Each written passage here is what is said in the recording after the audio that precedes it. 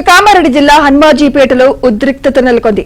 హన్మాజీపేట శివార్లోని చెట్టు కింద ఉన్న ఆలయంలో హనుమాన్ విగ్రహాన్ని గుర్తు తెలియని దుండగులు ధ్వంసం చేశారు. శ్రీరామనవమి పండుగ నాడు హనుమాన్ విగ్రహాన్ని ధ్వంసం చేయడంతో గ్రామస్తులు ఆందోళన వ్యక్తం చేస్తున్నారు.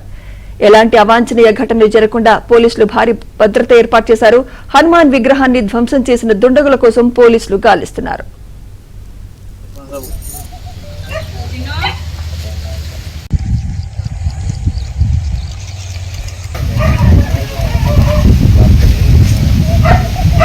పోతే పోనీ కానీ ఇప్పుడైతే మనం సార్ది సర్పంచ్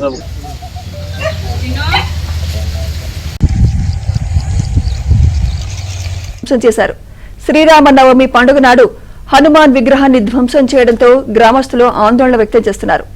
ఎలాంటి అవాంఛనీయ ఘటనలు జరగకుండా పోలీసులు భారీ భద్రత ఏర్పాటు చేశారు. హనుమాన్ విగ్రహాన్ని ధ్వంసం చేసిన దుండగుల కోసం పోలీసులు గాలిస్తున్నారు.